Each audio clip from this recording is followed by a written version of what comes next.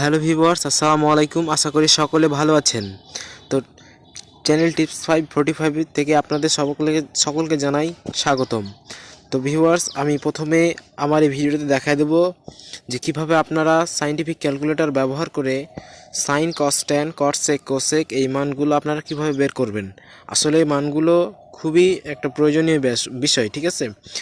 বিশেষ করে যারা 9-10 যারা বিদ্যালয়ে 9-10 স্কুলে পড়ছেন বা ক্লাসে পড়ছেন তাদের জন্য এই বিষয়টি অতীব জরুরি, কারণ এই মানগুলো ত্রিকোণমিতিক অঙ্কগুলো করতে গেলেই এই মানগুলো আসলে লাগে, ঠিক আছে।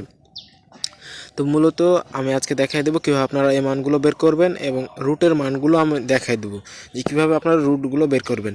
তো ফার্স্ট অফ অল আমি ক্যালকুলেটরটা আপনাদেরকে কীভাবে অন অফ করতে হয় শিখিয়ে দিই। এই যে হচ্ছে আমার ক্যালকুলেটর, এটা হচ্ছে FX 100 MS সেকেন্ড এডিশনের। তো এটা আমি কিভাবে অন করি, এই যে অন লেখা আছে, এই অনের উপর আপনারা চাপ দেবেন, তাহলে কিন্তু অন হয়ে যাবে। তারপর আপনারা কি করবেন, যদি অফ করতে চান তাহলে শিফট এসি। তো আপনারা যদি অন করেন তাহলে এই ওয়ানে চাপ দিয়ে দিবেন, ঠিক আছে। তো এখন আপনাদের করতে হবে সাইনের মান বের করার জন্য।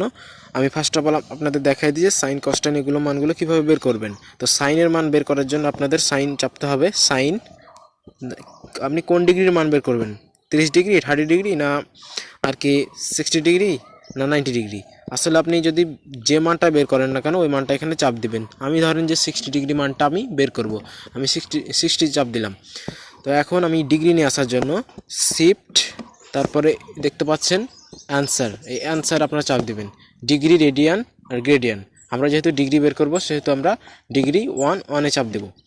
দেখুন এখানে ডিগ্রি চলে এসেছে, এখন ইকুয়ালে চাপ দেব বা সমান। তো এখন আমরা কি করব, শিফট না স্কোয়ার, স্কোয়ার দেখতে পাচ্ছেন, এই স্কোয়ারে আপনারা চাপ দিয়ে দিবেন।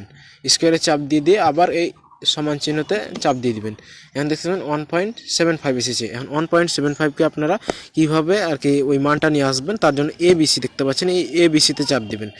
√3/2, √3/2 কেন বলছি এটার ব্যাখ্যা আমি অন্য আরেকটা ভিডিওতে দেখায় দেব, সেটা আপনারা দেখে নেবেন। আপাতত আপনারা জেনে রাখুন যে √3 ওপরে রুট করলে হয় √3, আর 4-এর ওপরে রুট করলে হয় 2। তো এখন আমি আরেকটা মান দেখাই দিই। আরেকটা মান দেখানোর জন্য আমি ধরেন যে সাইন বের করছি, এখন আমি ধরেন ট্যান বের করব। ট্যান 30 ডিগ্রি, ট্যান 30 ডিগ্রি বের করার জন্য আমার প্রয়োজন স্কোয়ার করা, ঠিক আছে। এখন আমি ডিগ্রি দিয়ে দিই, আরেকটা নিয়মে করা যায়, আমি আপনাদের আরেকটা নিয়মে করে দিচ্ছি।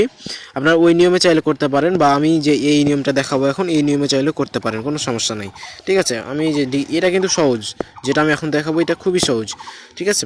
তো এই যে ডিগ্রি, এই ডিগ্রিতে চাপ দেবেন, তারপর ইকুয়ালে চাপ দেবেন, দেখতে পাচ্ছেন মানটা এসেছে, স্কোয়ার করে দেবেন, দেখতে পাচ্ছেন স্কোয়ার। এখন ABCতে চাপ দেবেন, চলে আসবে 1/√3, ঠিক আছে। √3-এর মান যদি 3কে যদি রুট করি তাহলে কিন্তু √3 আসে, বুঝছেন। তো এখন আমি আপনার দেখাই দিই রুটের মানগুলো। দেখুন √4 করলে হয় 2।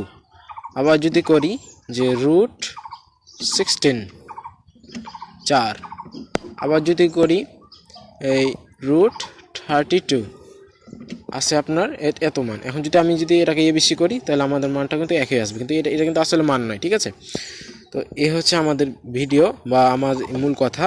তো এখন আপনাদের যদি আমি দেখাই যে √64 করি তাহলে কিন্তু একটা মান আসবে, নির্ধারিত একটা মান আসবে, √64 8 আসছে, দেখুন 8 আসছে। তো আমি রুটেরও মান দেখাইলাম, আর কিভাবে আপনারা মানটা আর কি আনবেন এটাও মান দেখাইলাম, ঠিক আছে।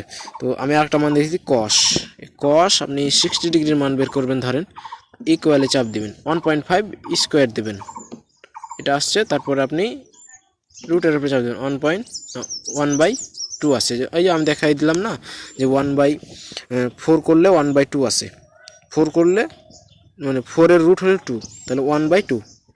আশা করি আপনারা ভিডিওটা বুঝতে পেরেছেন।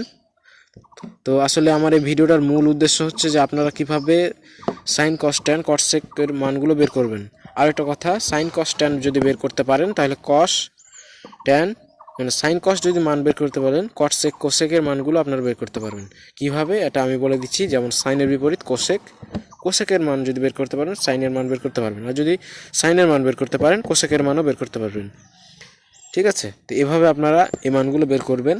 তো আমার এই ভিডিও থেকে যদি আপনারা কিছু শিখতে পারেন তাহলে দয়া করে আমার এই চ্যানেলটা আপনারা সাবস্ক্রাইব করে রাখবেন, কারণ আমি এই ভিডিওগুলো আমি নিত্য নতুনভাবে আমি আপলোড করে থাকি। ঠিক আছে, তো দেখা হবে পরবর্তী ভিডিওতে। ততক্ষণ পর্যন্ত ভালো থাকুন, সুস্থ থাকুন। আল্লাহ হাফেজ।